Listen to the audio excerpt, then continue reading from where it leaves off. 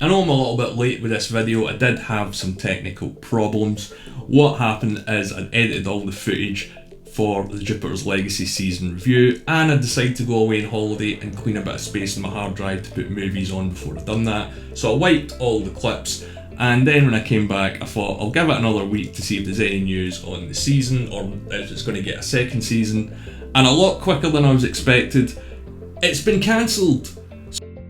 This video was originally supposed to be a review of the episodes of Jupiter's Legacy Season 1, but now I'm just going to do a breakdown of the season, what I liked, what I didn't like, and why I think it was cancelled. Oh, as always, I'm Al, this is the Geek in Review, so let's get to it. Now, yeah, as I mentioned, the show has already been cancelled, which, given this is Netflix, kind of isn't surprising. They do have a habit of cancelling shows without really finishing the storylines, but they tend to give them 2 seasons. Altered Carbon is one that sort of springs to mind. They just seem to throw money at shows and then cancel them. They don't really reveal the viewing figures, so we don't really know how popular or how unpopular they were at the end of the day. But here in the UK, Jupiter's Legacy was trending in the top 2 Netflix shows for about a week, 2 weeks. I think it was closer to 2 or 3 weeks.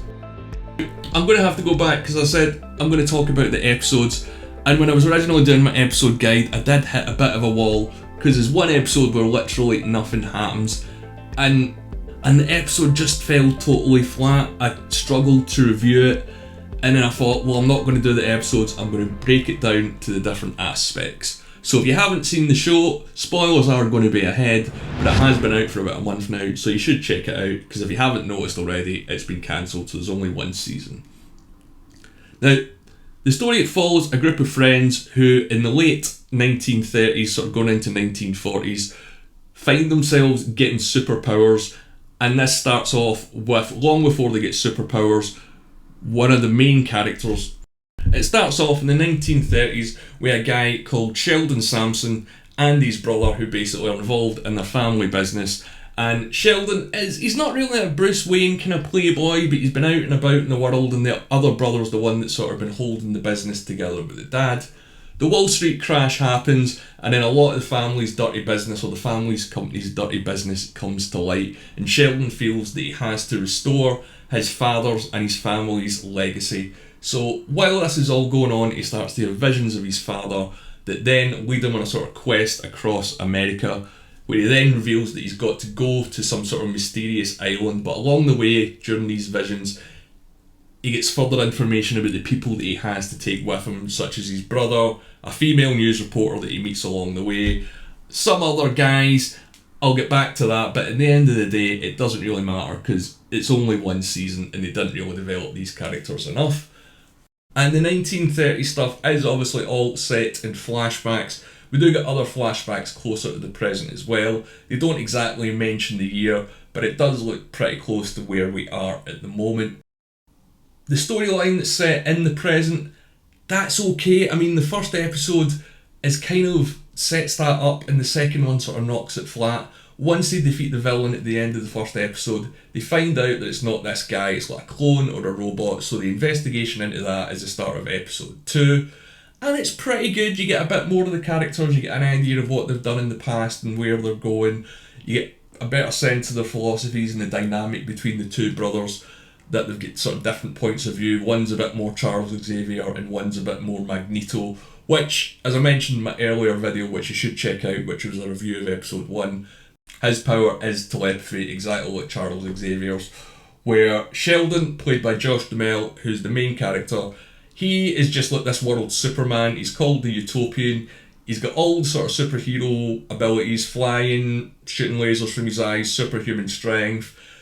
Most superhuman beings, whether they're heroes or villains in this world, seem to have the same sort of basic set of powers of enhanced strength, maybe a secondary power like teleportation, or something like that.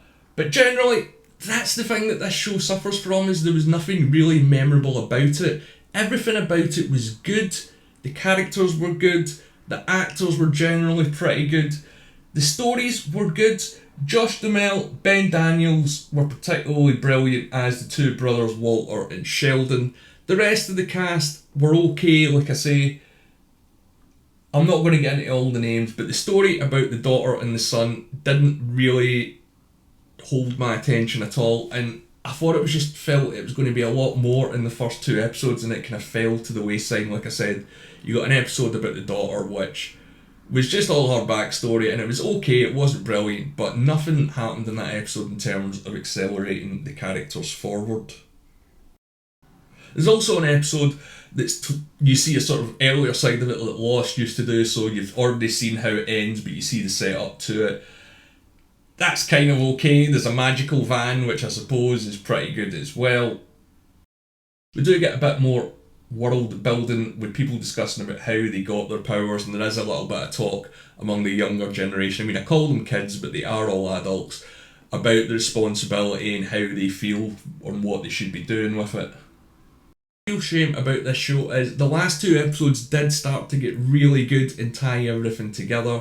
Once Sheldon had sort of fulfilled his vision and landed on the island, that did feel very sort of King Kong-esque to me, like these old 1920s explorer films, a little bit of Indiana Jones and the Temple of Doom in there as well.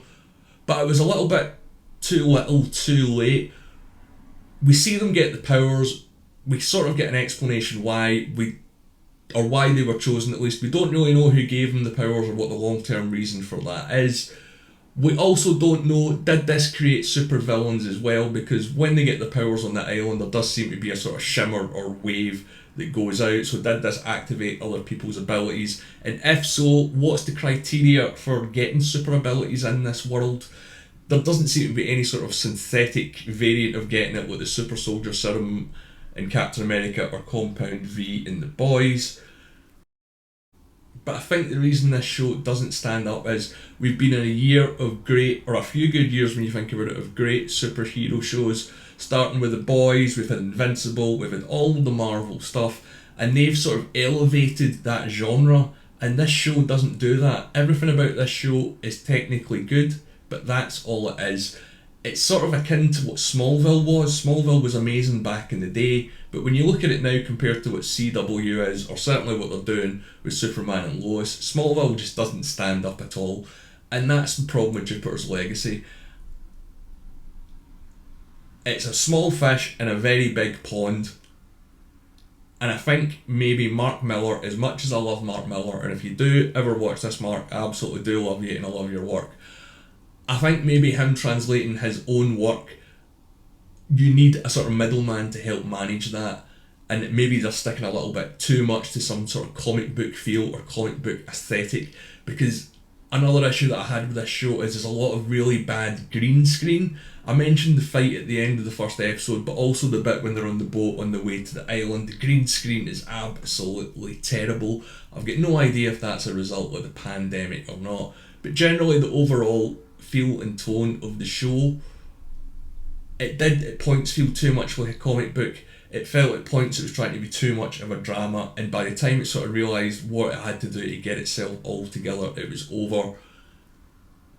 Spoiler alert again if you haven't seen it, the reveal at the end of the season is that the big reveal at the end of the season is that Walter has been the villain all along and has been orchestrating everything that's been going on from the battle at the end of the first episode to the hunt down with Sky Fox.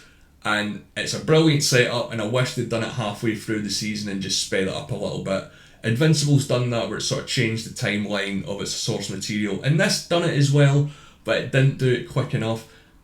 Now, Mark Millar says that he is going to go forward with properties in the Jupiter's Legacy universe, namely Super Crooks, which I've not read, but as I say, I love all Mark Millar's work despite what you might think listening to this, so I'm going to check that out at some point.